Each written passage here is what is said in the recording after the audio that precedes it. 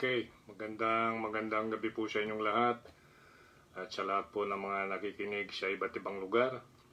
Thank you so much po, magandang sa mga bago nating listeners at higit po sa lahat yung walang sawa yung panalangin at pag-aabang sa mga ganitong klaseng ministry ng Panginoon dahil kailangan po talaga may pahayag ang salita niya in season and out of season according to 2 Timothy chapter 4. Ang pananampalataya po ay nagsisimula sa pakikinig ng salita ng Diyos.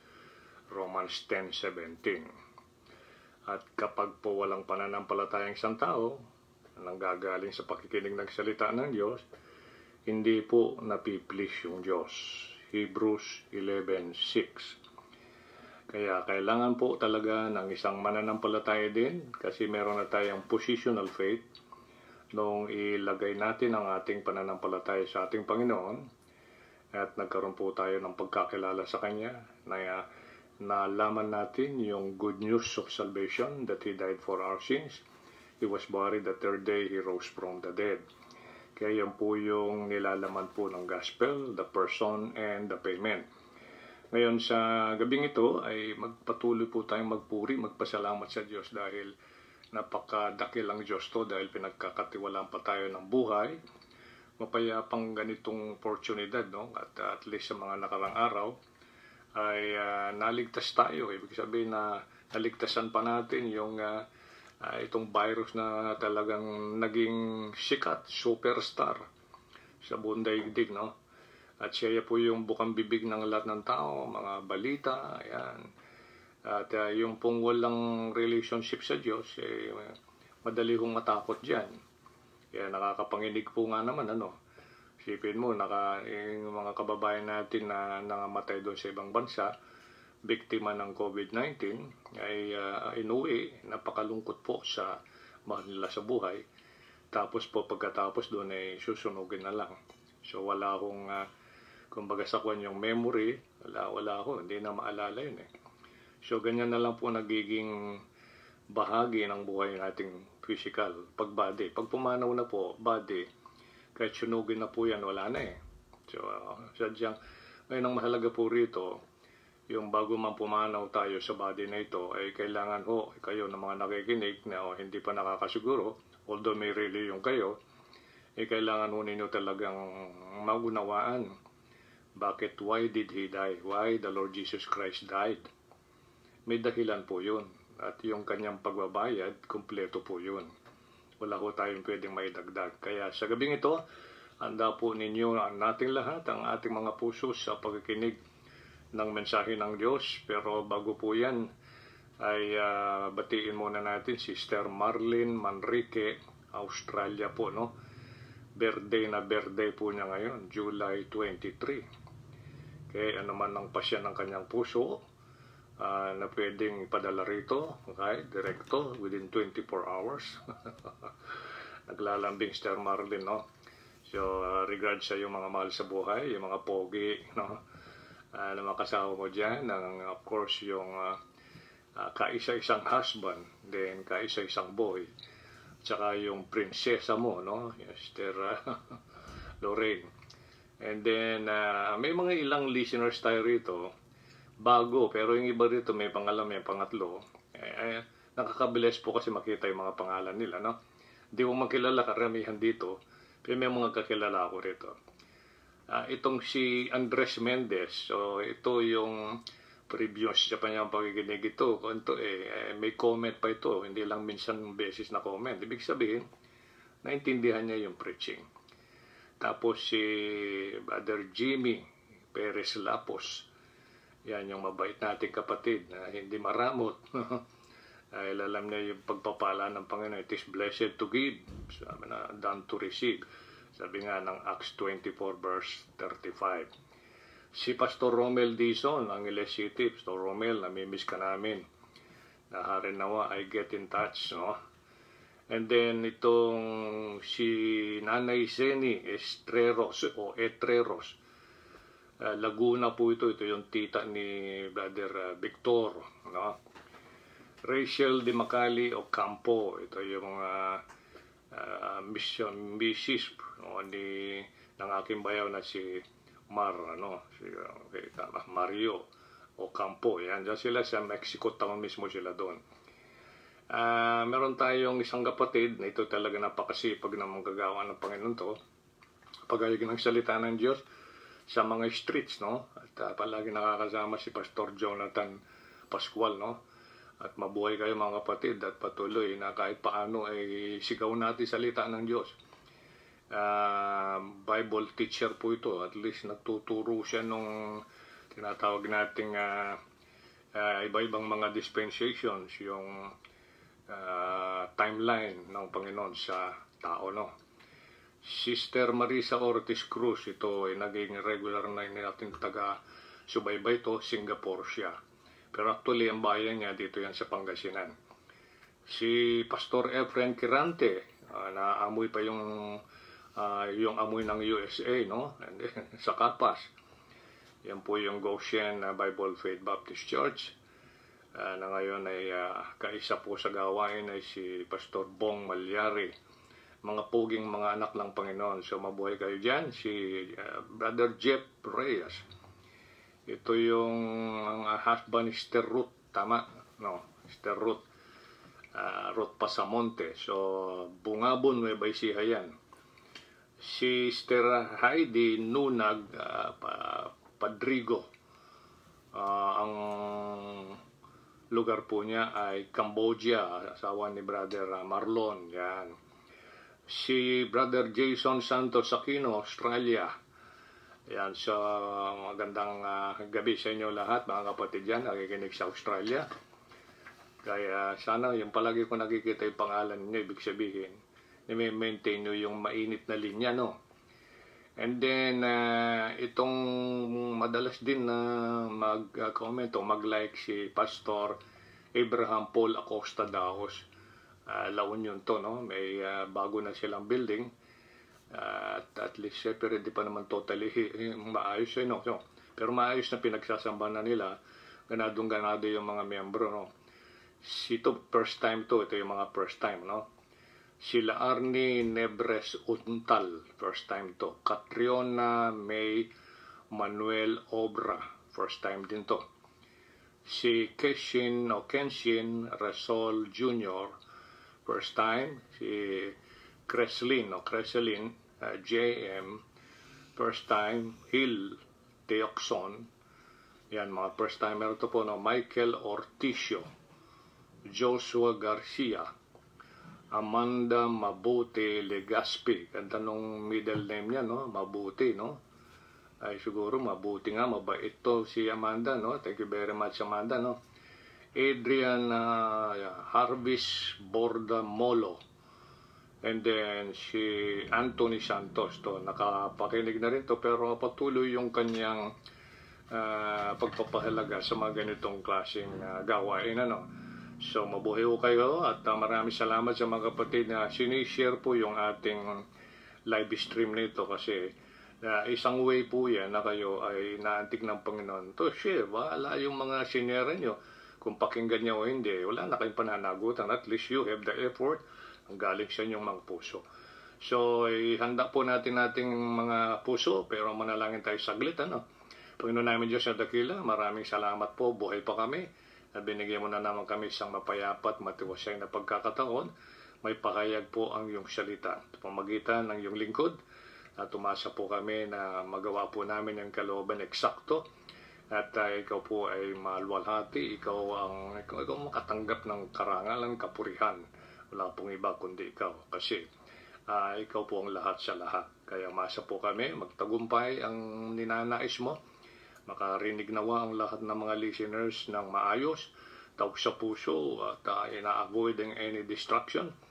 And then of course, nais mo Panginoon kahit ito ay sa pamagitan lang ng kanilang reaction, ay makikita po doon ang pagiging efektibo ng iyong salita sa kanilang mga puso. So, handa mo po ang lahat para po sa iyong pangalan, karangalan at kapurihan. Christ's name we pray. Amen. So, hindi muna po ako magpipreach ngayon at meron po tayong imported preacher. At imported preacher, siyempre, galing sa ibang pamilya. Pag-pray ho ninyo, siyempre ho, ganyan talaga yun. Alam natin ang devil, pag malapit ka na mag-preach, talagang lilikha ho yun. Yuyug-yugin ka niyan. Alam na niyo yung ibig sabihin. Tawagin natin si Brother Jonel Carlos. Yan.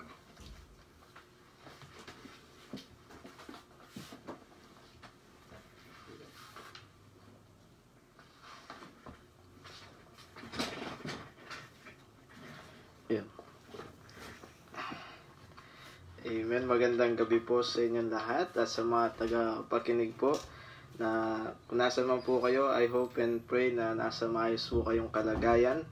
And patuloy po natin pag-pray ang magawain kagaya po nitong live stream sa laban po sa Panginoon sapagkat meron pong pagkakataon na kagaya po nito, opportunity upang patuloy na maipahayag ang salita po ng Panginoon. Bagamat alam po natin, limitado yung nagagawa ho natin, hindi po tayo makapag-thanksgiving or makapag-street preaching sa labas dahil nga po sa pandemic na nangyayari po ngayon. So, patuloy po natin pag-pray ito. Itong mga live stream, alam po marami pong mga churches na nagla-live stream ngayon. Patuloy po natin pag-pray po yan. Pagamat yan po yung ginagamit ng Panginoon upang maipahayag ang kanyang salita. And pag-pray po natin mga gawain sa Mexico, sa mga bebe, sa Baliwag.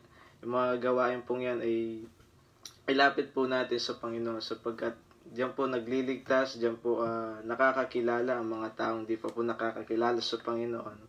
And sa gabi pong ito ay naanyayahan ko po kayong lahat na buksan niyo po ang inyong mga Biblia sa aklat po ng Matthew chapter 25 verse 34.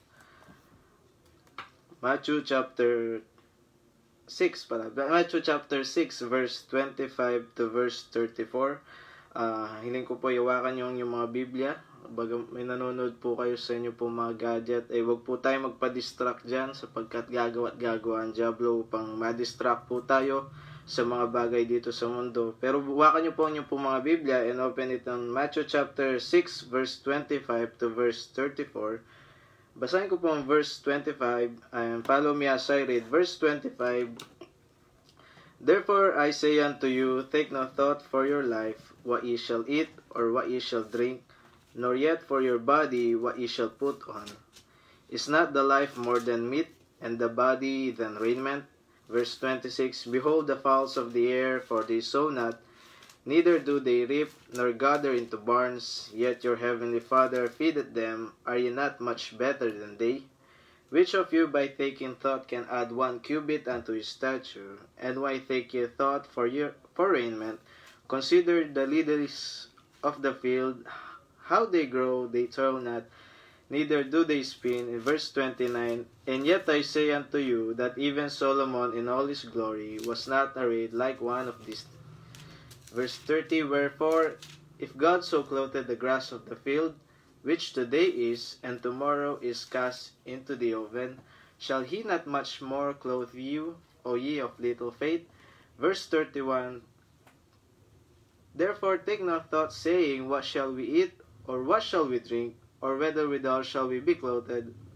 For after all these things do the Gentiles seek, for your heavenly Father knoweth that ye have need of all these things.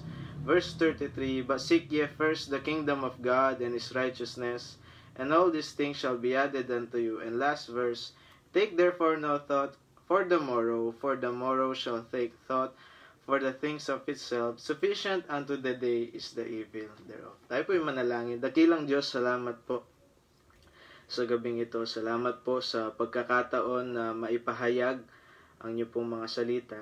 Hiling po namin, Lord, na kung meron ho kayo nakikita ng kasalanan o karumihan sa aming pong mga kaisipan at puso, nilalapit po namin ito, Panginoon, upang iyo pong linisin at maging dalisay po, Panginoon, ang aming pong mga puso at isipan upang itong aming pakikinig, Lord, ay maging malinaw sa bawat isa. Hiling ko po, Panginoon, na patuloy niyong gabayan ang mga nakikinig ngayon, na Panginoon ay guide them with thy Holy Spirit, Lord, at patuloy niyo pong bigyan ng wisdom and power ang bawat isa po sa amin. Maraming po salamat, Panginoon. Gandun po ang inyong likod ay give me words to say, Lord, and wisdom, and gandun po ang Holy Spirit ang mga siyang mag-guide sa amin. Maraming po salamat. Ito po ang dalangin sa pangalan ni Jesus. Amen. So, pag-usapan po natin sa gabing ito, gabi na. Sa gabi pong ito is how to live in this world free from stress. How to live in this world free from stress. Paano ho tayo mabubuhay sa mundong ito na free from stress? Alam naman po natin na walang tao gusto niya na namumblema siya. Kumbaga, ayaw niyang taong punong-puno siya ng problema, nai-stress siya lagi. Di po ba? So, how to live in this world free from stress? Basahin po ulit natin dito sa Matthew chapter 6 and verse 31. Therefore, take no thought, saying, what shall we eat? Or what shall we drink? Or whether withal shall we be clothed? Di po ba? Yan yung madalas na iniisip po ng bawat isa. Saan ako hahanap ng pagkain? Saan kami hahanap ng iinuming tubig? Or anong susuotin ko? Verse 32, for after all these things do the Gentiles seek. For your heavenly Father knoweth that ye have need of all these things. Lahat ho tayo may pangailangan. At araw-araw kailangan ho natin itong mga bagay na ito, pagkain, tubig, o yung mga susuotin natin mga damit. Pero sabi po ng Biblia sa verse 32, For your heavenly Father knoweth that ye have need of all these things. Alam po ng Panginoon kung ano yung pangangailangan ho natin. So, hindi ho natin kailangan ma-stress kung saan tayo hahanap ng pagkain, saan tayo hahanap ng tubig, sapagkat ang Panginoon, alam niya na po kung ano yung kailangan natin. At patuloy niya itong pinoprovide. Ito po ang kasagutan, verse 33, But seek ye first the kingdom of God and His righteousness, and all these things shall be added unto you. So, kailangan pa rin po natin pangunahan or unahin ang ating Panginoon at itong mga bagay na ito ibibigay at i-provide niya po sa atin. So, as an introduction, alam naman po natin, itong mundo ho natin ay hindi ho yan pabuti ng pabuti. Unlike po sa mga sinasabi ng mga eksperto na, yung mundo natin o yung ating daigdig ay nagiging mabuti or yung teknolohiya ay nag-evolve or nag-innovate. Pero tandaan ho natin, bilang isang Kristiyano, at mababasa po natin sa Galatians chapter 1 and verse 4. Galatians chapter 1 verse 4. Kung anong uri ng mundo ang ating pong ginagalawan sa mga panahong ito. Galatians chapter 1 and verse 4. Sabi po ng verse 4, Who gave Himself for our sins. Kagaya nga po ng awit kanina bago po tayo mag-umpisa. He gave Himself. Ang ating Panginoon ay binigay niya ang kanyang sarili that He might deliver us from this present evil world. Yan po yung mundong ating ginagalaw ngayon. Kaya po sabi niya, present, etong kasulukuyang napakasamang mundo. Alam po natin, nakikita natin, nagkakaroon po ng kaguluhan. Nagkakaroon po ng mga giyera. Nagkakaroon po ng mga karamdaman, kagaya nga po nitong COVID-19. Nakikita po natin na itong mundo ho natin ay pasama ng pasama. At ganun na rin po yung mga taong nabubuhay sa mundong ito. Basahin po natin dito sa 2 Timothy chapter 3 in verse 1 up to verse 5. 2 Timothy chapter 3 verse 1 up to verse 5. Ang sabi po niya, This know also that in the last days perilous times shall come. Nabubuhay na po tayo sa mundong ito.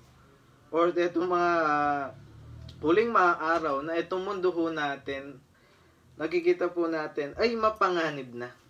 Bakit po? Sabi ng verse 2, for men shall be lovers of their own selves. Nagiging makasarili na po yung mga tao. Karamihan ng mga tao nagiging selfish. Kumbaga, iniisip na lang yung sarili. Di po ba? Covetous, boasters, proud, blasphemers, mga mayayabang na. Blasphemers, disobedient to parents. Ito po yung nakakalungkot na kabataan kagaya ho namin or mga mas bata pa ay hindi na ho sumusunod sa kanila pong mga magulang. Kaya po anong nangyayari? Sila po ay napapahamak. Yung po nakakalungkot na part po doon. Ano pa po? Unthankful. Di na po mapagpasalamat. Unholy. Without natural affection. Ito po, kalat na. Hindi lang po sa Pilipinas, sa buong mundo. Without natural affection. Truce breakers. False accusers. Incontinent. Fierce. Despisers of those that are good. Kita po natin na ginagawa na ho natin yung tama, pero meron pa rin po mga taong tumutuya sa mga naglilingkod sa Panginoon or mga taong gumagawa po na mabuti. Traitors, heady, high-minded, lovers of pleasure more than lovers of God. Mas minamahal na ho nila yung mga bagay dito po sa mundong ito kaysa sa ating Panginoon. In verse 5, having a form of godliness but denying the power thereof, from such turn away. So, yan po yung mga tao na yung mga taong, yun po yung attitude ng mga tao ngayon na nakikita ho natin na sila ho, o tayo ho, o yung mga tao na nasa paligid natin, ay yan po yung nagiging attitude. So, didefine po muna natin etong stress na ito. What is stress? A stress is a state of mind, a state of mental tension and worry caused by problems in your life, work, or etc.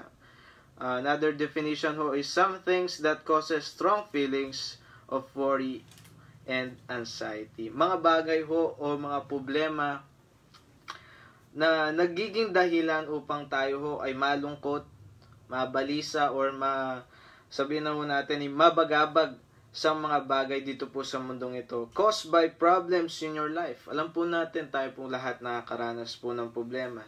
So, minsan sa buhay, minsan po sa trabaho o sa anong pamambagay. So, saan po natin madalas ito nakuha? Minsan, nakuha po natin yung stress, di ba, sa trabaho. Yan, diba? Kapag marami na hong pinapagawa sa atin or task na pinapagawa sa atin, yung heavy workload or responsibilities, marami na pong nakalagay sa ating pong mga balikat. Ano pa po? Discrimination, pressure, di po ba? And problems. Diyan po natin madalas nakukuha yung mga yung stress na iyan. Kala mo kaya kung mababasa ho natin ulit dun sa verse 3 ng 2 Timothy chapter 3, despisers of those that are good. Kala mo ginagawa na ho natin tama, meron pa rin nanunuya or kumbaga lolokohin ka dahil sa paglilingkod mo sa Panginoon. At ano pa ba? Persecutions. Kaya ang babasahin natin dito 2 Timothy chapter 3 and verse 10, verse 12, ye and all that will live godly in Christ Jesus shall suffer persecution. Tayo ho na naglilingkod sa Panginoon, makakaranas ho talaga tayo niyan ng mga persecution sa ating pong buhay. Pero ang tanong ho, paano ho natin i-handle ito? Paano ho natin i-resolbahin itong mga stress na ito mga problema ito na nagbibigay sa atin ng stress? Saan pa po tayo nakukuha itong stress na ito? Sa pagkain. Di po ba? Sa pagkain, di mo alam anong kakainin mo. Saan tayo hanap ng pagkain. Ganun din po yung mga magulang po natin, mga nanay ho natin, di ba? Minsan na-stress sila kung anong uulamin ng pamilya namin ngayon. Di ba? Ano kayang ulam? Mechado ba? Menudo? Di ba? Pipili sila ng pagkain. Ano pa po? Yung pangangailangan natin sa araw-araw. Yan po yung mga ilang bagay na sa natin po nakukuha yung problema na nagre-resulta na tayo po ay nai-stress. And yung stress pong yan is nakaka-apekto sa ating pong buhay. Paano po? Minsan dahil sa stress mo, it can reflect or it can affect or it can manifest sa ating katawan. Di ba yung isang taong stress or nababagabag lagi or nalulungkot lagi is ano yan, magre-reflect sa kanya, ano pong mangyari? Pwedeng sumakit ulo niya. Bakit po? Kasi kakaisip sa problema, sumasakit na yung ulo mo. Difficult in sleeping, hindi ka na makatulog, hindi ka na makakain, hindi ka na makapag-concentrate, hindi ka na makapag-focus sa ginagawa. Bakit po? Kasi yung mind ho natin o yung kaisipan ho natin ay punong-puno na ng problema. Kumbaga, nahihirapan ka na matulog. Pipikit ka na lang, maiisip mo yung problema. Kakain ka na lang, mamumblema ka ba? Di po ba? So, how to live in this world free from stress? Paano ho tayo mabubuhay sa mundong ito na walang stress? Di po ba? Ayaw natin yung stress sa ating buhay. So, di po ba meron tayong mga ginagawa bilang mga tao, may ginagawa ho tayong mga paraan upang maibsan yung kalungkutan o yung pagkabalisa o yung bagabag sa ating mga buhay. Minsan, pupunta ho tayo sa isang magandang lugar o yung iba, nagha-hiking upang makakita ng magandang tanawin. Maibsan yung lungkot or mawala yung stress o yung problemang nararamdaman. Di ba? Minsan, meron gamot dyan, yung stress tabs, upang mawala yung lungkot. Or yung iba, may sinasabi pong stress eating, dahil nai-stress siya, o kain siya ng kain. So, may mga ginagawa ho tayo na paraan upang tayo ay maibsan yung kalungkutan, yung pagkabalisa natin sa mga bagay po sa mundong ito. So, bilang isang Kristiyano po, as a Christian, what are the biblical principles for stress-free living? Ano ho yung mga bagay, ano ho yung mga paraan bilang isang Kristiyano upang maibsan o yung guidelines upang mawala itong mga stress na ito sa ating pong buhay. Kaya blessed ho tayo bilang tayo po mga Kristiyano. Sa mga nakikinig po ngayon, blessed ho tayo sapagkat meron ho tayong Biblia. Di po ba? Kung babasahin ho natin sa 2 Timothy chapter 3 ulit po, in verse 16, wala po dyan sa screen, verse 16, all scripture is given by inspiration of God and is profitable for doctrine, for reproof, for correction, ito po, for instruction in righteousness. Ito po yung, kumbaga, ito yung instruction na binibigay po sa atin na ating Panginoon upang maibsan o kumbaga, makalimutan po yung mga problemang ating dinadana sa ating pong buhay. Di po ba? So, ito po yung, sabi po ng verse 17, that the man of God may be perfect, truly furnished unto all good works. So, how to live in this world free from stress? Number 1 po, yung biblical principle sa stress-free living. Number 1 is, see things from God's perspective. See things from God's perspective. Tignan ho natin yung mga bagay mula sa pananaw ng Diyos. Kumbaga, tignan ho natin yung itong persecution na ito bilang challenge sa atin. Kumbaga, tignan ho natin yung problema sa buhay natin bilang testing sa ating pong buhay. So, we must see things from God's perspective. Ito pong mga problemang ito o yung mga bagay na nagbibigay sa atin ng stress, kailangan tignan ho natin yan mula sa pananaw ng Diyos. Kung babasahin ho natin dito sa Romans chapter 8, basahin ho natin dito sa Romans chapter 8 and verse 28, and we know that all things work together for good to them that love God, to them who are the called according to His purpose. So, mayroon pong layunin ng Panginoon sa ating buhay. Kung bakit nakakaranas tayo ng problema, kung bakit ho tayo nakakaranas ng persecution or discrimination bilang isang Kristiyano. So, sa mga bagay pong ito, wag po nating hayaan na maapektuhan ho tayo maapektuhan ang ating buhay. At wag po nating hayaan na maapektuhan tayo ng mga problema upang tayo ho'y tumigil or talikuran natin ang paglilingkod sa Panginoon. Di po ba? Walang problemang hindi ho natin kayang lampasin at tayo po ay tutulungan ng Panginoon sapagkat sa Panginoon ay wala pong imposible. At meron hong layunin ang Panginoon kung bakit nangyayari to. Maybe itong mga problemang ito'y testing sa pananampalataya ho natin, or itong persecution na ito ay challenge o testing kung gaano ho tayo katatag, gaano ho kalalim yung pagtitiwala at pananampalataya natin sa ating Panginoon. So we must see things from God's perspective. Tignan ho natin yung mga bagay mula sa pananaw ng ating Panginoon. May kwento ko lamang po yung nangyari po sa amin this last February 2. Ito pong nakaraang February lamang. And kami pong pamilya is nasunugan ho kami. Nasunog po yung bahay ho namin. Kumbaga, that was Sunday, February 2.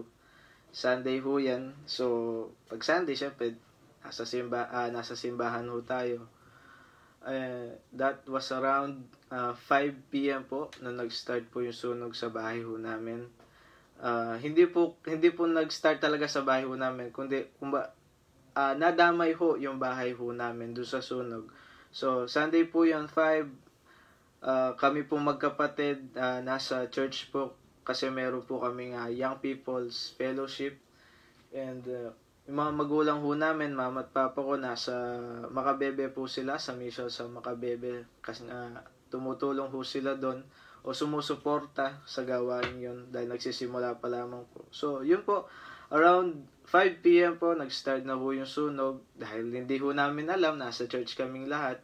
O yung mama ko, nasa mission sa mga bebe. Nasunog po yung bahay. And mga 6, siguro po mga 6 o'clock na po yun. Tinawagan ho kami, or pumunta po yung kamag-anak ho namin doon. Sila sabi na nasunog yung bahay nyo, wala na kayong maisasalba. So, bago po mag-start yung preaching, pumunta na po kami magkapatid, tinawagan ko po yung mga magulang ko, sabi ko, wala na tayong bahay. So, pagdating po namin doon, nakita po namin yung sitwasyon, as in, tupok na po lahat. Wala na kaming damit, wala na ho kaming, wala na ho kaming masisilungan, wala na po yung pinaghirapan, yung sakripisyong yun, ng mga magulang po namin. So, kung ano na lang po yung suot namin that Sunday, yung polo, yung pantalon, yung sapatos, yun na lang po yung naisalba namin. So, syempre nakakalungkot po kasi kita mo wala yung nawala na yung tirahan niya, wala na po yung pagsasakripisyo ng magulang po namin. Pero hindi po yun naging dahilan upang tumalikod kami sa Panginoon. Hindi po yun naging reason upang manghina kami sa spiritual na buhay ho namin. Hindi po yun naging reason upang talikuran namin siya. Ano ba yan? Naglilingkod kami sa Panginoon tapos ganito yung mangyari. Hindi po. Pagkusang ginawa po namin is mas lalo ho kami nagtiwala. Mas lalo ho kaming sabihin na ho natin, mas lalo ho kaming mas lalong na-test yung pananampalataya ho namin sa Panginoon. And hindi po yung naging dahilan upang tumalikod kami. Yun po yung nangyari sa amin. So,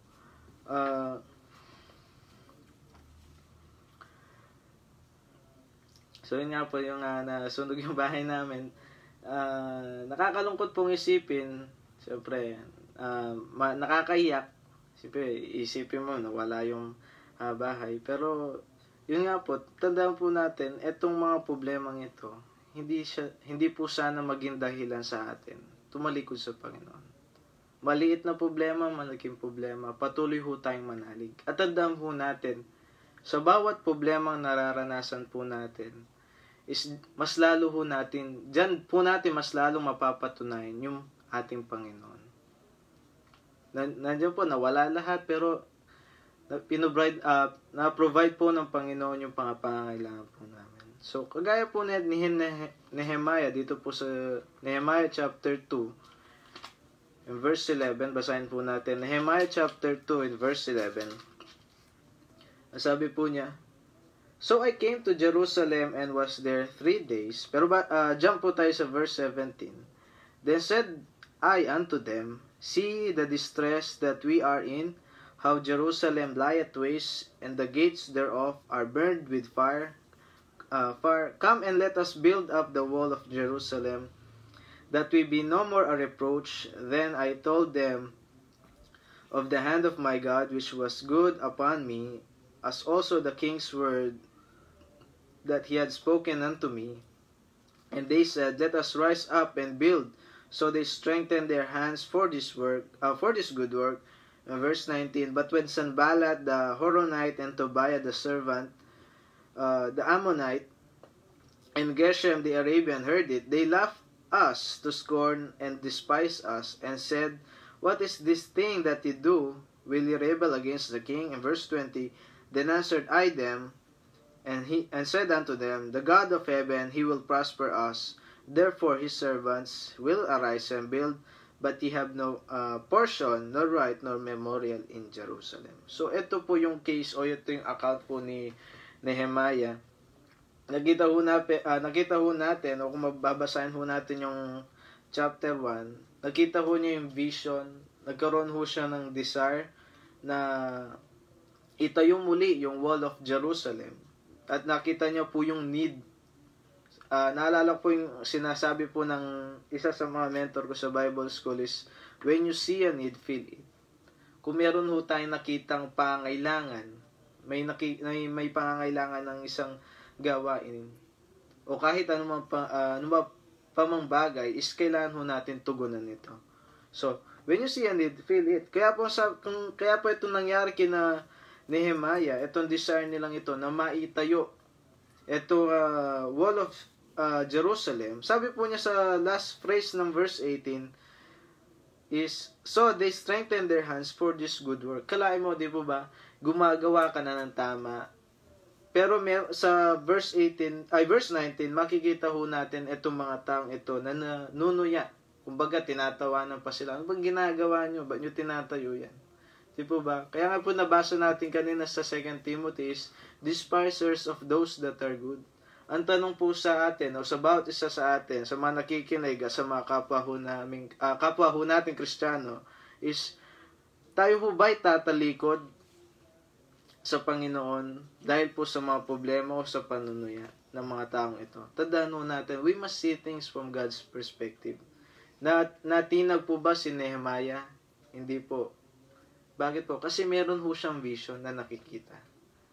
Nakikita niya po kung ano yung plano ng Panginoon, kung ano yung pananaw ng Diyos sa Wall of Jerusalem, at ganun din po sa atin. Maybe ngayon nahihirapan po tayo, pero tandaan ho natin, meron tayong Panginoon na handang gumabay, handang umalalay po sa bawat problema ho natin. So, this thing should make us more faithful and trusting in God.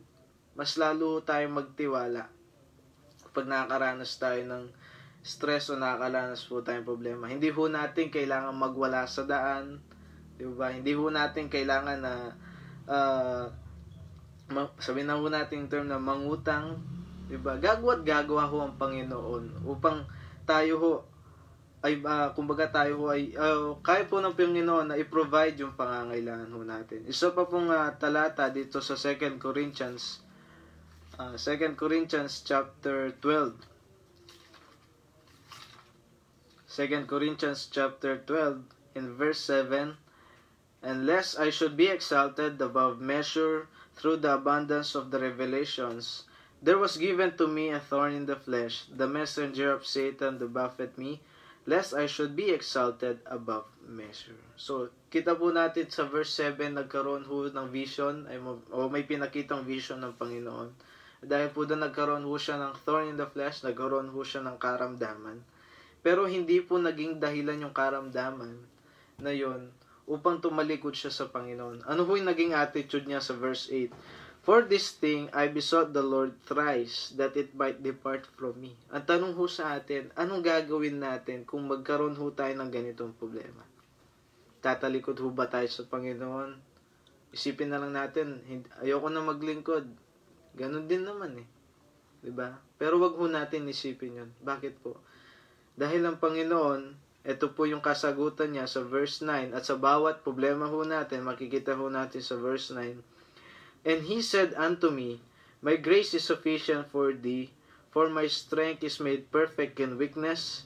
Most gladly therefore will I rather glory in my infirmities, that the power of Christ may rest upon me. Kita po natin yung biyaya ng Panginoon ay patuloy na sapat at sagana ho yan sa ating buhay. Ang po sabi niya, for my strength is made perfect in weakness. Minsan naghihina po tayo. Pero tandaan ho natin, yung grace o yung biyaya po ng Panginoon ay patuloy hong nandyan. Minsan inisip po natin na ako na lang yung nagdadala ng problema ito. Pero tandaan ho natin yung biyaya ng Panginoon sagana at patuloy na umaapaw po sa ating pong buhay. Nandiyan po siya lagi. Minsan, ito po ang biyaya ng Panginoon ay nakaalalay. Lagi nakaantabay ho yan sa atin. So, wag ho natin hayaan na dahil sa problema, nai-stress ho tayo, talikuran natin ang ating Panginoon. Pero, tandaan ho natin, we must see things from God's perspective. Kaya nga po sabi niya sa verse 10, Therefore, I take pleasure in infirmities, in reproaches, in necessities, in persecutions, in distresses, for Christ's sake, for when I am weak, then I am strong. Kaya nga po sabi ko kanina, dyan po natin mas lalong mapapatunayan ang ating Panginoon. Darating yung problema, pero wag ho natin hayaan na yung problema ang magdala sa atin upang tayo ho ay tumalikod sa Panginoon. Kaya we must see things from God's perspective. Pangalawa po is how to live in this world free from stress and what are the biblical principles for stress-free living. Ang pangalawa po, basahin po muna natin dito sa 2 Chronicles chapter 16. 2 Chronicles, nandiyan po yun sa Old Testament. Baka hanapin nyo sa New Testament. 2 Chronicles chapter 16 verse 9. 2 Chronicles chapter 16 and verse 9. Sabi po ng verse 9, For the eyes of the Lord run to and fro throughout the whole earth to show himself strong in the behalf of them whose heart is perfect toward him. Herein thou hast done foolishly, therefore from henceforth thou shalt have wars. So, ano po yung pangalawa ho natin is deal with unconfessed sins and conflicts. Deal with unconfessed sins and conflicts. Kailangan ho natin harapin or ayusin itong mga kasalanan na hindi pa po natin naamin sa Panginoon. And yung mga conflicts, so yung gulo or away or gusot, na pwedeng meron ho tayong kaaway o meron ho tayong kagalit sa bawat isa. So we must deal with unconfessed sins and conflicts. Kaya po sabi niyang verse 9 ng 2 Chronicles is, For the eyes of the Lord run to and fro throughout the whole earth to show himself strong in the behalf of them whose heart is perfect toward him. Tandaan ho natin, hindi man ho tayo makita ng mga kaibigan natin, hindi man ho tayo makita ng mga kapamilya natin. Minsan, di ba, titingin ka sa kaliwa, titingin ka sa kanan, sa harap, sa likod, kung may nakakakilala o may nakakakita ba sa akin. Pero tandaan ho natin is wide open ho tayo nakikita ng Panginoon. Wide open niya ho tayo nakita. Kaya nga, we must deal with unconfessed sins. Kailangan ho natin na aminin sa ating Panginoon itong mga kasalanan na nagbibigay din ho sa atin ng stress. Bakit po? Di po ba kapag nakakagawa tayo ng mali o nakakagawa ho tayo ng kasalanan sa ating Panginoon or sa minsan nagkakaroon ho tayo ng pag-aaway sa bawat isa. Di po ba mabigat sa ating pakiramdam? Lalo na sa Panginoon na pag nakagawa tayo ng mali, mabigat ho yan sa ating pakiramdam. Bakit po? Kasi nga, etong kasalanan na ito yung magbibigay ng problema balang araw. Di ba ba? Kaya kung babasahin ho natin dito sa Hebrews chapter 12 in verse 2. Hebrews chapter 12 in verse 2. Sabi po nung verse 1 po muna. Verse 1, Wherefore, seeing we also are compassed about with so great a cloud of witnesses, let us lay aside every weight and the sin which doth so easily beset us, and let us run with patience the race that is set before us. Verse 2. Looking unto Jesus, the author and the finisher of our faith, who for the joy that was set before him endured the cross, despising the shame, and is set down at the right hand of the throne of God. Kung mapapansin ho natin sa verse 1 is, let us lay aside every weight and the sin which does so easily beset us. Kaya nga we must deal with unconfessed sin and conflicts. Bakit po? Etong mga ano kung kailangan natin gawin, etong mga kabigatan or ito yung mga, kumbaga, itong mga problemang ito na dinadanas ho natin, isang tabi ho natin yan. Bakit po? Kasi it can affect yung paglilingkod natin sa Panginoon. Yung kasalanan natin na minsan tinatago ho natin sa Panginoon is makaka-apekto ho yan sa ating paglilingkod. Tandaan mo natin, di po ba, kapag meron tayong iniquity sa ating puso, is hindi ka maririnig ng Panginoon. Kung ano man po yung tinatago natin sa Kanya, is kailangan ho natin itong i-confess sa Kanya or aminin sa ating Panginoon. Dahil nga po, wala tayong maitatago sa Kanya. So, ano pong kailangan natin gawin? Is aminin ho natin sa Kanya. Kaya po sabi niya, and the sin which does so easily beset us.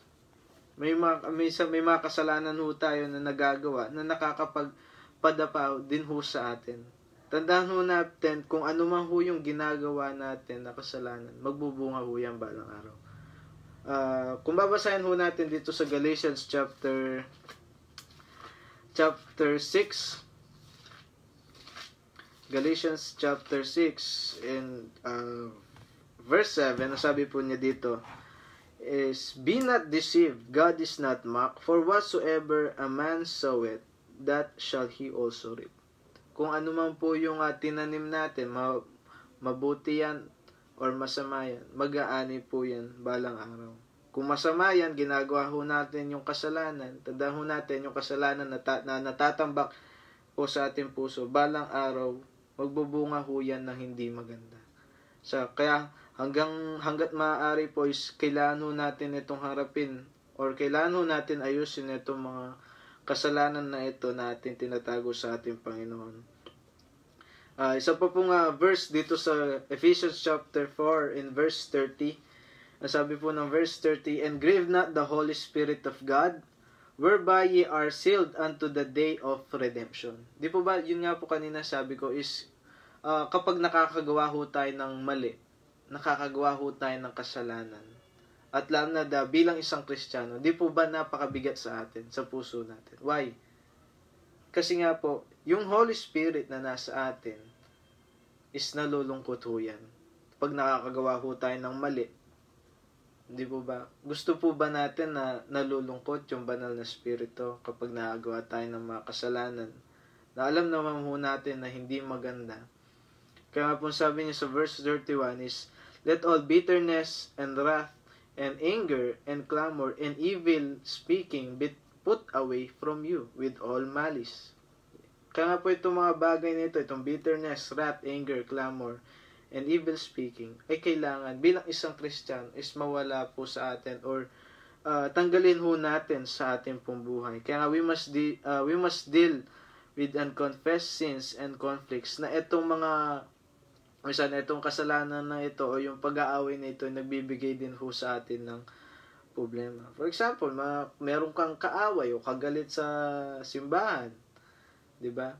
Dahil may kagalit ka or minsan tinamaan ka sa preaching, maghihinakit ka sa pastor mo. 'Di ba ba dahil natamaan ko or meron kang kagalit, magkakaroon ng gap or magkakaroon ng conflict or gulo sa bawat isa. Kaya minsan nagiging attitude ng mga ibang Kristiyano is, ay, nandyan si brother, nandyan si sister, di ako mag-attend. Ay, patatamaan na naman ako ni pastor sa preaching, di ako mag-attend. Sinong kawalan nun? Di ba ba? Sinong mawawalan? Sinong hindi makakapaglingkod sa Panginoon or hindi makakapagkinig sa salita ng Diyos? Tayo rin ho na merong tampo or merong conflict sa bawat isa. Kaya nga po sabi niya sa verse 32, and be ye kind one to another, tender-hearted, forgiving one another, even as God for Christ's sake hath forgiven you. So, kailangan din ho natin maging mapagpatawad sa bawat isa. Kung meron man ho tayong pagtatampo, o meron tayong mga kagalit or gusot na nararamdaman sa bawat isang natin magkakapatid sa Panginoon, is kailangan na ho natin ayusin ho yan. Another verse po dito sa Colossians chapter 3 in verse 13, sabi po ng verse 13, "Forbearing one another and forgiving one another, if any man have a quarrel against any, even as Christ forgave you, so also do you." So, ganun din po. Kung meron mang pag-aaway, is kailangan na ho natin yan ayusin. Sapagkat, di ba ayaw ng Panginoon na merong pag-aaway. Gusto ho niya merong kapayapaan sa bawat isa, sa bawat membro. Di ba sa bawat pamilya, ayaw po ng mga magulang ho natin na merong pag-aaway. Minsan, mga magkakapatid, di ba? Ang gusto po ng magulang is maging peace or maging mapayapa yung tirahan. Dahil po, pag mapayapa yung tirahan, is maganda yung pagsasama. At ganun din po bilang tayo po mga Kristiyano. Pag mapayapa yung puso ho natin, maganda o smooth yung pagkikitungo ho natin sa bawat isa. So, isa pa pong talata dito sa 1 Peter chapter 3. 1 Peter chapter 3 verse 12, sabi po niya dito, "For the eyes of the Lord are over the righteous, and His ears are open unto their prayers, but the face of the Lord is against them that do evil." So, makikita ho natin yan, na yung Panginoon, nakikita niya yung mga mabuti, and His ears are open unto their prayers. So, kung meron man ho tayong gusot, or meron man ho tayong mga kasalanan, na ito'y nagiging dahilan din po na na-stress tayo, is kailangan na ho natin itong i-confess sa ating Panginoon or ilapit sa ating Panginoon, sapagkat yung kanyang mga tenga na ating Panginoon is ready ho yan na makinig na ating panalangin. Kaya nga po, ang ating point number 3 is how to live in this world free from stress. Number 3 is give everything to God in prayer. Ibigay natin yung mga pasasalamat, yung mga problema o yung mga nararanasan nating kabigatan sa ating Panginoon. Give everything to God in prayer. Kung babasahin ho natin dito sa Philippians chapter 4 and verse 6. Philippians chapter 4 and verse 6. Basahin ho natin sa verse 6 is, "Be careful for nothing." Huwag ho tayong mabalisa sa mga walang kabuluhang bagay. "But in everything in prayer and supplication, with thanksgiving, let your requests be made known unto God." Di ba? Napaka-blessed ho natin bilang isang Kristiyano na meron ho tayong tatay na nasa langit na handang makinig sa bawat problema ho natin. Kaya nga po sabi niya, but in everything by prayer and supplication with thanksgiving, let your requests be made known unto God. Yung mga pangangailangan natin is ilapit ho natin sa ating Panginoon kung ano man yung ninanais ng puso natin.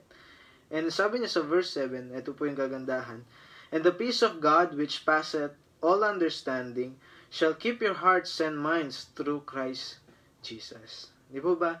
Whenever we pray, nararanasan natin na kung meron tayong problema na nararanasan sa ating pambuhay, di ba? Pag nagpray tayo, iniyak natin yan sa Panginoon. Nagsusumamo tayo sa ating Panginoon. Di ba? After we pray, after we cry unto God, is merong peace or nagiging magaan yung ating pong kakalooban. Bakit po? Kasi nga yung peace na binibigay sa atin ng Panginoon, hindi lang ordinary peace, kundi perfect peace yan kung mababasa po natin sa ating mga Biblia. Kaya nga sabi niya, "The peace of God which passeth all understanding shall keep your hearts and minds through Christ Jesus." Di ba? Yun yung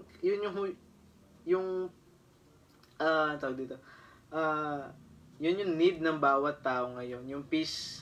Di ba? Nagkakaroon ng kaguluhan, di ba? May mga movement pa na world peace.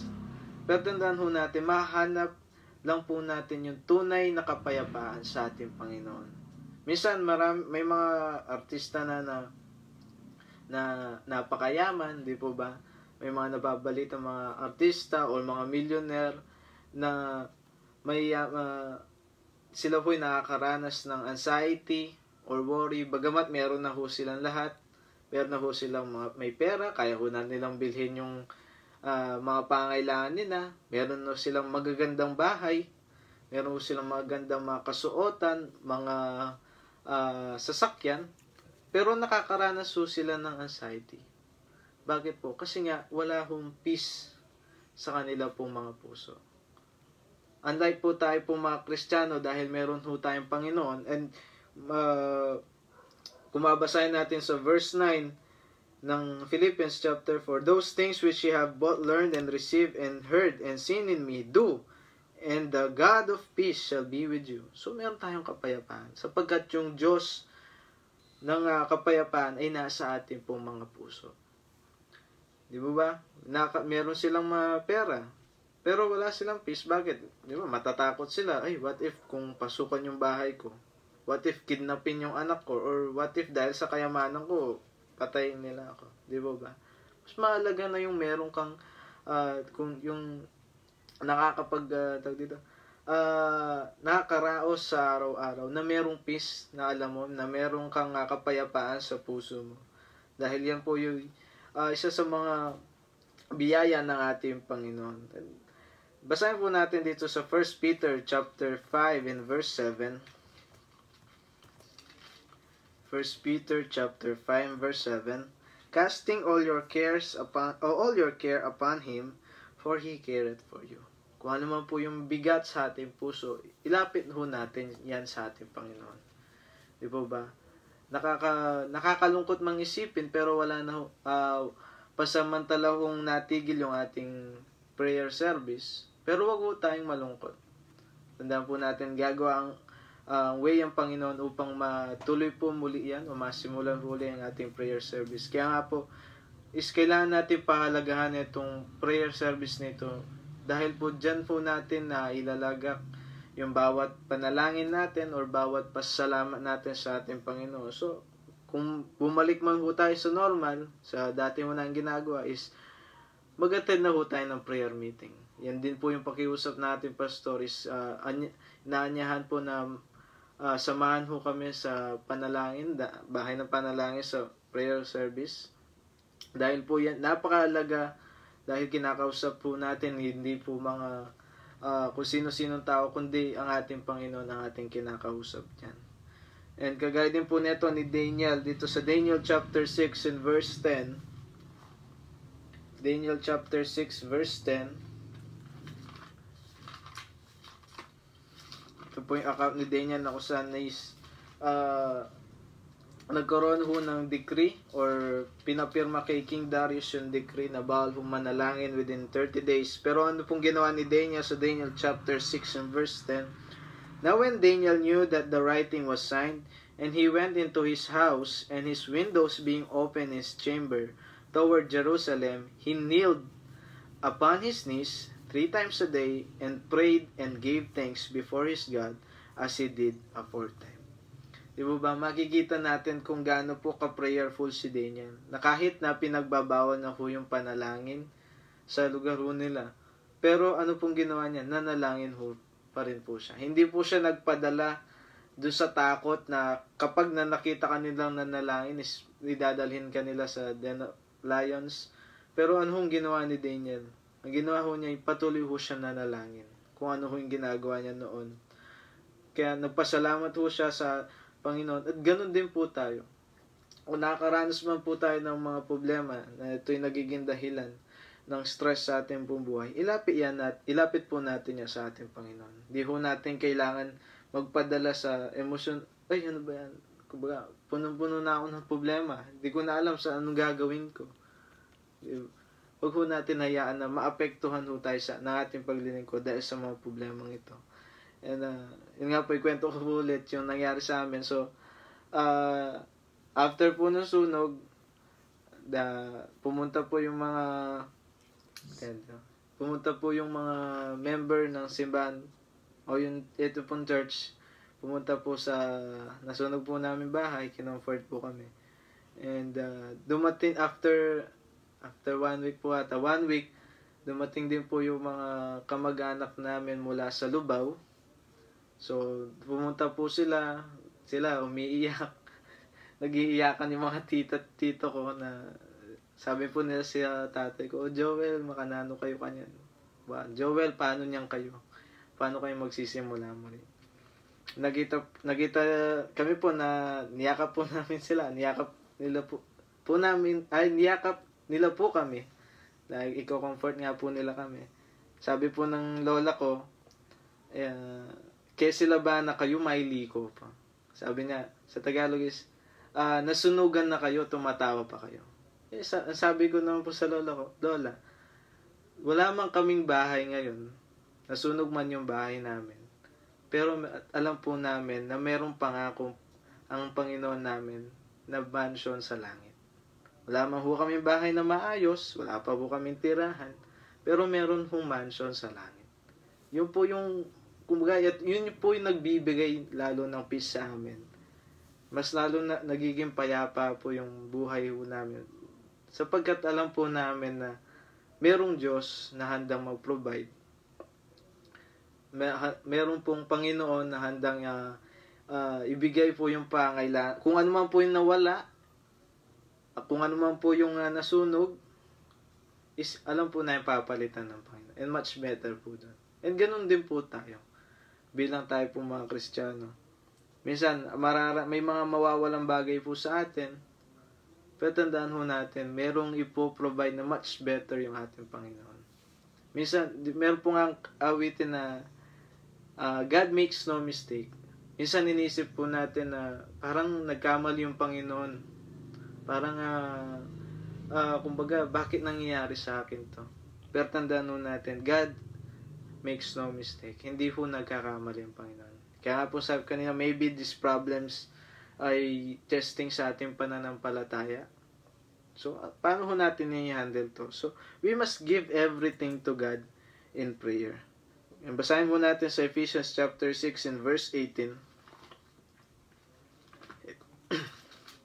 Ephesians chapter 6 verse 18.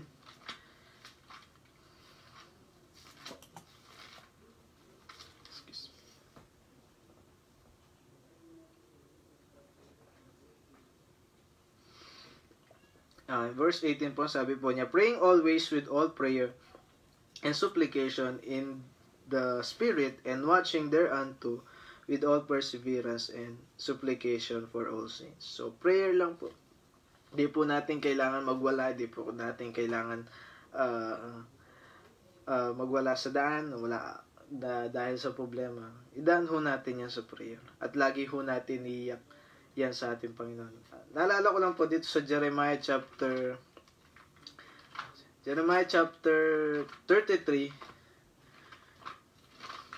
Jeremiah chapter 33 and verse 3. Ang sabi po ng verse dito is, call unto me, and I will answer thee, and shew thee great and mighty things which thou knowest not. Ganyan po ang ating Panginoon. Ready ho siyang makinig. Ready ho siyang sumagot sa ating po mga panalangin. Pero tandaan ho natin, mabalik tayo sa number 2, we must deal muna sa ating mga kasalanan na nagagawa natin. Sapagkat, yun nga po, if I regard iniquity in my heart, the Lord will not hear me. Sabi po ng Psalm 66 verse 18. So, we must give everything to God in prayer. May problema man, nararanasan po natin itong mga bagay na ito. Pero tandaan ho natin, hindi po natin kailangan malungkot. Hindi po natin kailangan na magwala. Because ilapit natin yan, iiyak natin sa Panginoon. Manikluhod ho tayo sa Panginoon dahil sa mga problema ito. And number 4 po, dito sa Proverbs chapter 3. Proverbs chapter 3. Yung Proverbs ko. Proverbs chapter 3, verse 5 and 6. Sabi po ng verse 5, trust in the Lord with all thine heart, and lean not unto thine own understanding. In all thy ways acknowledge Him, and He shall direct thy paths. So, number 4 po is trust in God's Word. Magtiwala ho tayo sa mga salita ng ating Panginoon. We must trust in God's Word. Sabi po niya, trust in the Lord with all thine heart and lean not unto thine own understanding. Huwag ho tayong magtiwala sa ating mga sarili. Pero kailangan natin magtiwala sa ating Panginoon. Isa pa mong talata sa Proverbs chapter 30, sa Proverbs to rin po, chapter 30 in verse 5, every word of God is pure. He is a shield unto them that put their trust in Him. So, yan po yung salita ng ating Panginoon. Pure, puro, o dalisay. He is a shield unto them that put their trust in Him. So, makita ho natin, di ba? Nagiging shield itong salita ng ating Panginoon sa atin. Nagiging panangga sa bawat problema. Di ba? Kapag nakakaranas tayong problema, ilapit natin sa Panginoon, basahin natin ating Biblia, makita ho natin yung kasagutan sa ating mga pangangailangan. Kung mangailangan ho tayo ng mga pagkain araw-araw, makita ho natin sa kasagutan sa Biblia. Philippians chapter 4 verse 19, but my God shall supply all my needs. Di ba? Kung nanghihina tayo, mababasa ho na sa Philippians ulit. 4 verse 13, I can do all things through Christ which strengtheneth me. So yan po yung mga salita ho ng ating Panginoon. Nagiging shield o nagiging panangga ho natin sa bawat problema. At maalala ko lang po dito sa Nahum chapter 1 and verse 8. Nahum chapter 1 verse 8. Nahum, nasa Old Testament din po yan. Nahum chapter 1. The Lord is good, a stronghold in the day of trouble, and He knoweth them that trust in Him. A stronghold in the day of trouble. Siya po yung makakapitan ho natin tuwing tayo ho merong trouble o meron ho tayong problema na nararanasan po natin sa ating pong buhay. And He knoweth them that trust in Him. Alam po ng Panginoon kung sino ho yung mga nagtitiwala sa Kanya. So, ganyan po kabait o ganyan po kabiyaya ang ating Panginoon. Siya po yung maaasahan ho natin tuwing tayo may problema. Di po natin maaasahan yung sabihin na ho natin term na yung alak o yung bisyo, di po natin maaasahan yan na gusto makalimot sa problema ko, inom ako. Hindi po. Ang makakatulong ho sa atin ang ating Panginoon. Kaya nga po sabi niya sa Psalm 118 verse 8, di po ba? I-quote ko na lang po, it is better to trust in the Lord than to put confidence in man. Mas maganda magtiwala ka na sa Panginoon. Bakit po? Sapagkat sa Panginoon, wala pong imposible. May problema ka man, malalampasan ho natin yan dahil meron ho tayong Panginoon. Hindi yung Panginoon na nakatayo lang sa isang sulok, hindi gumagalaw. Pero kung babasahin ho natin dito sa Thessalonians, 1 Thessalonians chapter 1, Chapter 1 po nga tayo.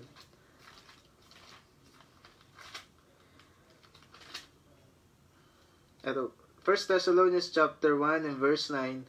For they themselves show of us what manner of entry in we had unto you, and how you turned to God from idols to serve the living and true God. So makita ho natin, living and true God. Yung ating Panginoon, hindi ho siyang Panginoon na gawa lang ng tao, kundi Panginoon na buhay, tunay, at patuloy na nag-a-answer ng mga panalangin ho natin. Patuloy na gumagabay tuwing tayo po may problema. So, napaka-blessed ho natin bilang tayo po mga Kristiyano na meron tayong Panginoon na handang umalalay po sa atin. Kaya po sabi niya sa Romans chapter 15 verse 4. Romans 15 verse 4. Ang sabi po ng verse is, for whatsoever things were written aforetime were written for our learning, that we through patience and comfort of the scriptures might have hope. Itong mga bagay nito, itong mga nasa Bible, itong mga Bible characters, makita po natin may mga dinadanas silang problema. Pero ano pong ginawa ko nila? Nagpatuloy na nagtitiwala sa ating Panginoon. Because, for whatsoever things were written aforetime were written for our learning. Mababasa ho natin, itong salita ho ng Diyos na isulat to for our learning. Kung meron tayong problema, ilapit natin sa Panginoon at basahin din ho natin yung kanyang salita. And kita ho natin dito sa last point is how to live in this world free from stress. Paano ho tayo mabuhay sa mundong ito na walang stress sa buhay. Ayaw natin magka-stress. Ayaw natin magkaroon ng eye bags dahil kakaisip. Magkaroon ng pwede ka magkaroon ng sakit sa puso o wrinkles. Yan. Kumulubo yung mukha mo. Di po ba? Alam po natin may stress. So, how to live in this world free from stress? Yung nga po, see things from God's perspective. Tignan ho natin mga bagay mula sa pananaw ng Diyos. Deal with unconfessed sins and conflicts, yung mga kasalanan na di po natin naamin or tinatago sa ating Panginoon and mga gusot is ayusin ho natin or i-deal natin, syempre with the help of God. Number 3 is give everything to God in prayer. Diba? Meron pang awitin o hymn na what a friend we have in Jesus. Pwede siyang maging tatay sa atin. Pwede siyang maging kaibigan na ating masasandalan. So, give everything to God in prayer. Number 4 is trust in God's word. Siyempre, yan yung salita ng ating Panginoon. Yan yung mapanghahawakan natin. Bakit po? Diba? Sabi po ng 2 Timothy chapter 3 is all scripture is given by inspiration of God and is profitable for doctrine, for reproof, for correction. Ano po? For instruction. Makikita po natin yung instruction ng Panginoon dyan sa salita ng Diyos. Di naman po natin makikita yung instruction ng Panginoon sa magazine, sa Facebook, o sa social media. Ano pwede makita dyan? Sa social media, pwede pang maging dahilan para may stress ka. COVID-19. Ilan na yung natatama sa Pilipinas? 70 plus na, di ba? Di ba? Mas lalo kang mababagabag. Dumadami na yung magka-COVID. Paano yan? Mababalisa. So, tutukan muna. Kaya nga pong pakiusap din po ng ating Panginoon at ganun po na ating pastor is take time or spend time with the Bible or with the Word of God. And last point po natin is how to live in this world free from stress. And number 5 po is have fellowship with godly people. With godly people. Tayo po ay makipasalamuha or makibanding sa mga tao o sa mga anak ng ating Panginoon. So, basahin po natin sa 2 Corinthians chapter 6 and verse 14. 2 Corinthians chapter 6 verse 14. Sabi po ng verse 14, be ye not unequally yoked together with unbelievers, for what fellowship hath righteousness with unrighteousness, and what communion hath light with darkness? Di po ba? Wag ho tayo makipamatok or wag ho tayo salamuha or makibanding sa mga unbelievers. Bakit po? For what fellowship hath righteousness with unrighteousness? Kumbaga parang pinaghalo mo yung malinis na damit sa marumi. Di ba ba? Kapag po ba tayo bilang may Kristiyano na pag meron kang problema, tayo po ba ilalapit sa mga kaibigan natin dito sa mundo? Anong madalas na sinasabi? Oh, Brad, may problema ka, tara, inom tayo. Ganun po ba yung gusto nating solusyon sa ating pong problema? O minsan, isang Kristiyano ka na, oh Brad, may problema ka, tara, gimmick tayo. Hindi po ganun. Kailangan is have fellowship with godly people. Doon sa mga tao o sa mga Kristiyanong, syempre dapat sa Kristiyanong matured, syempre lumapit po tayo sa o makipag-banding po tayo dyan sa mga Kristiyanong matured, and syempre ganda po sa ating pastor. So, be ye not unequally yoked together with unbelievers, for what fellowship hath righteousness with unrighteousness, and what communion hath light with darkness? Basahin din po natin dito sa Ephesians chapter 5 and verse 11. Ephesians chapter 5 verse verse 11, and have no fellowship with the unfruitful works of darkness, but rather reprove them. Mababasa po natin, napakalinaw. And have no fellowship. Wag kang makipag-banding Salamuha. o makipagsalamuha or makipag-umpukan sa mga unbeliever sapagkat ano naman makukuha mong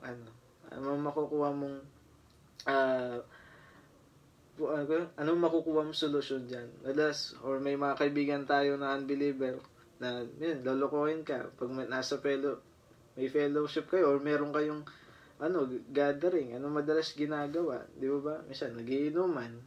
So, much better na and mas the best na makipag-banding ho tayo sa kapwa nating Kristiyano. Bakit po?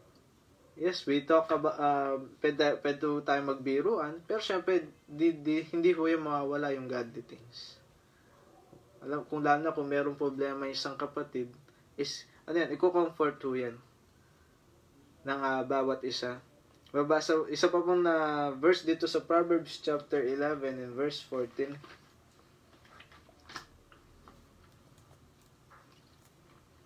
Proverbs chapter 11 verse 14. Excuse me.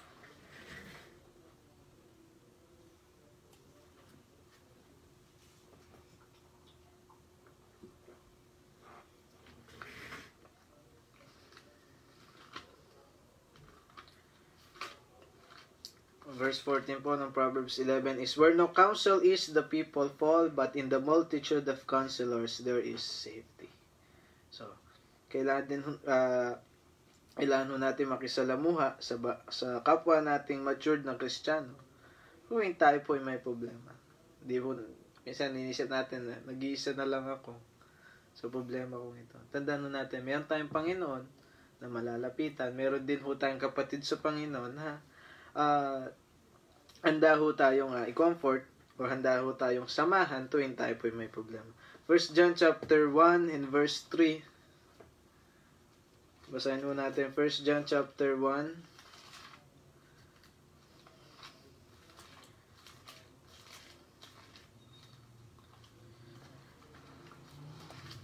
First John ko. 1 John chapter 1 and verse 3, and sabi po niya, that which we have seen and have declared we unto you, that ye also may have fellowship with us, and truly our fellowship is with the Father and with His Son, Jesus Christ.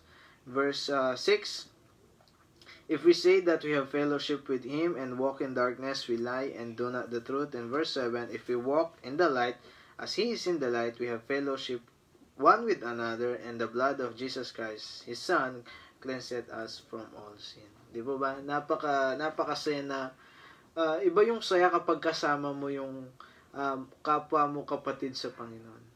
Di ba? Gaya po na naranasan ko, siyempre, bilang isang kabataan is kwento ko lang is tumalikod ako sa Panginoon 2013 po ata. Tumalikod na sa Panginoon, siyempre, kahit tumalikod ko sa Panginoon, hindi mo na nakakasama yung kapwa Kristiyano mo. Kumbaga, salamuha or umpukan ka sa mga unbeliever. So, madalas nangyayari yan. Nandyan yung bisyo, nandyan yung asaran, siyempre. Yung mga makamundong kasalanan. Di ba? Pero, nung nakita or nung na-realize, dumating po yung sa point na na-realize ko na nagkamali ako dahil tumalikod ako sa Panginoon. Yan. Kumbaga, bumalik ho ako, iba yung pakiramdam. Iba yung pakiramdam na nasa kalooban ka ng Diyos, or iba yung pakiramdam, iba yung saya dahil kasama mo yung Panginoon, kasama mo yung kapwa mo kapatid sa Panginoon sa paglilingkod. Di ba? Mas panatag ka eh. Unlike sa mga nagiging kaibigan natin sa labas, iba yung saya na nasa paligid mo yung kapwa mo Kristiyano. Bakit po? Kasi nga po, sabi niya sa verse 7 ng 1 John chapter 1 is, but if we walk in the light as He is in the light, we have fellowship one with another, and the blood of Jesus Christ, His Son, cleanseth us from all sin. So, nandun yung Panginoon sa bawat fellowship po natin. Diba, sabi nga ng sa Matthew is whether 2 or 3 gathered in my name, there am I in the midst of them. Nandun siya sa kalagitnaan. Sa bawat fellowship natin, tayo mga magkakapatid sa Panginoon, nandun yung Panginoon sa kalagitnaan natin. And nga po, iba yung saya, iba yung comfort pagkasama mo yung kapatid mo sa Panginoon. Ulitin, kwento ko lang din po, kagaya po nangyari sa amin nga po, nasunugan ulit kami. Babalik tayo sa sunog. Nasunugan kami. Yun nga po, iba yung comfort, nag-comfort, iba yung comfort na binigay ng mga members sa simbahan. Yun nga po, diba? Nasunugan kami after ng service sa simbahan, diretso po sila agad sa bahay ho namin upang tingnan at i-comfort yung kalagayan ho namin. Diba? Napakasaya na meron kang kapatid sa Panginoon na i-comfort ka. Diba? At meron pang mga kapatid na nanggaling na sa simbahan, galing na po sa church, pero umuwi po sa kanilang lugar. Pero dahil nabalitaan ho nila na yung nangyari po sa amin, bumalik po sila agad. At sinamahan ho kami hanggang sa pagtulog. Sinamahan ho kami na i-comfort. At ganun din po, nalaman ho ng mga ilang kapatid, agad-agad po ay sabi na ho natin, nag-donate ho sila, nagbigay ho sila ng mga damit or mga pangailangan. Di ba? Yan yung brotherhood o yun yung brotherly love, is brotherly love ng bawat magkakapatid sa Panginoon. Iba po yung pakiramdam. Sapagkat meron tayong iisang Diyos o iisang Ama na nasa langit, na binibigay niya na nagbibigay ho siya ng kaisipan sa bawat isa. Eto mga kapatid dito, may pangailangan. Magbigay kayo, parang ganun. So, mababasa po natin, isa pa pong talata dito sa 1 John chapter 4, verse 7 and 8, is, Beloved, let us love one another, for love is of God, and everyone that loveth is born of God, and knoweth God. He that loveth not, knoweth not God, for God is love. Di ba? Dahil meron ho tayong isang Diyos na kinikilala. Meron ho tayong isang Panginoon na pinaglilingkuran. And ano sabi po niya sa last phrase ng 1 John chapter 4 and verse 8, is, for God is love. Dahil meron pong tayong Diyos sa ating puso, and God is love, yung pakikisalamuha po natin sa bawat isa o yung bonding ho natin sa bawat isa is out of love. Yung bonding o yung comfort, it is because of God's love. Dahil meron tayong isang Panginoon, yung ginagawa ho natin is dahil yun doon sa pagmamahal o yung pagmamahal ng ating Panginoon. So, ito po yung mga ilang bagay kung paano ho tayong mabubuhay sa mundong ito na free from stress. And for our last verse, ating conclusion is, buksan mo natin itong John chapter 16 verse 33. I hope na nandiyan pa po kayo sa mga nakikinig. Hindi ho tayo na distract ng kahit ano pa mga bagay. Nandiyan po kayo patuloy na nakikinig. Maybe this preaching is naging kasagutan sa bawat problema ho natin. John chapter 16 verse 33, These things I have spoken unto you, that in me ye might have peace. In the world ye shall have tribulation, but be of good cheer, I have overcome the world. Yan ho yung Panginoon ho natin. In this world ye shall have tribulation. Hindi po yan yung the great tribulation Ito po yung tribulation na nararanasan nating araw-araw. Yung problema, yung persecution or discrimination o yung mga bagay na nagbibigay sa atin ng kalungkutan, kabalisahan or bagabag. Yan po yung tribulation na nararanasan natin araw-araw. Pero ano po yung kagandahan? Ano po yung biyaya ng Panginoon? Be of good cheer.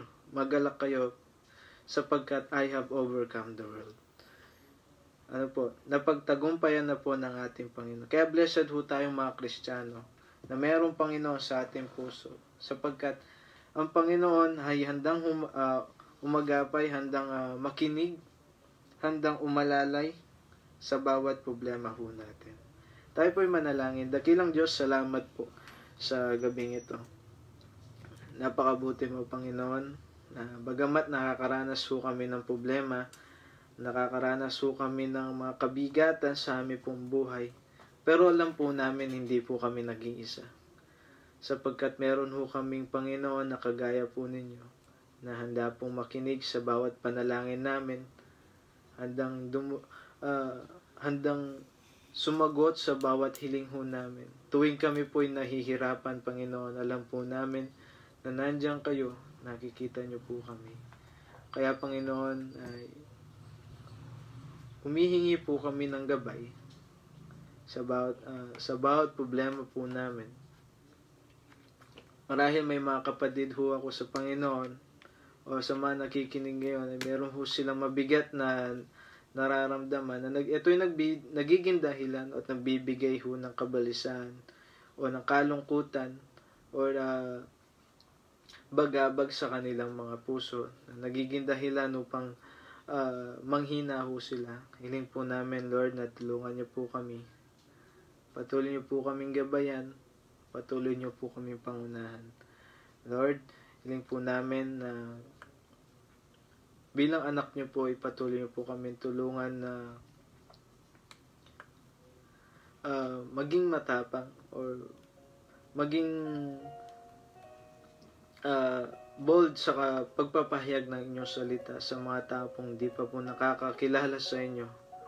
Alam po namin, Lord, na malapit na po inyong pagdating. Hindi po namin alam kung kailan, pero alam po namin, Lord, na malapit na po kayong dumating. Kaya, Lord, bilang po mga Kristiyano, Lord, o bilang mga anak niyo po, tulungan niyo po kami, Panginoon, na maipahayag yung inyong mga salita or tulungan niyo po kami na maging matapang na i-share yung gospel pwede sa mga kamag-anak ho namin or pwede sa mga katrabaho, sa mga kaklase or sa mga kaibigan ho namin. Sapagkat, Lord, ang kagustuhan mo po ang bawat isa sa amin, Lord, ang bawat mga tao ay makakilala sa inyo dahil ayaw niyo po, Panginoon, na mapahamak sila sa dagat-dagatang apoy. Kaya, Lord, tulungan niyo po kami sa mga kapwa ko Kristiyano, Lord, na magpahayag na inyong salita at lalo pong maging matapang, Panginoon. Ganun na rin po, Lord, nilalapit ko po itong pandemya na ito, itong COVID-19 na ito, na bawat anak niyo po, Lord, o bawat mga tao, na sana po hindi na po dumami yung mga nagkakaroon ng karamdaman. At tulungan niyo po kami sa mga ganitong panahon na merong krisis sa kalusugan, Lord. Tulungan niyo po kami na mas lalo po kami magtiwala sa inyo sapagkat alam po namin na kayo po ang pinakamagaling na physician, Panginoon. Tulungan niyo po kami, ang basa po sa amin. Marami po salamat sa opportunity na ito, sa mga ganitong live stream, Panginoon, na naipapahayag po inyong mga salita at mas lalo pong magkaroon pagtitiwala ang bawat Kristiyano, Lord. Bless niyo po ang gabing ito, yung mga natitirang oras sa araw na ito, Lord. Pangunahan niyo po kami at patuloy, Lord, na i-provide yung mga pangailangan namin. Pagkat ito po amin dalangin sa matamis na pangalan ng Panginoong Yesus. Amen. So, marami po salamat sa inyo pong pakikinig at yun nga po, patuloy po natin pag-pray ang ating bansa o ang ating buong mundo dahil po sa nararanasan natin krisis sa kalusugan. And patuloy po natin pag-pray ang bawat isa na maging matatag ho tayo sapagkat alam po natin na malapit na po ang pagbabalik ng ating Panginoon. So, nga po, sabi ng verse 33 is, be cheerful for I have overcome the world. Maraming po salamat sa inyong pakikinig and God bless po.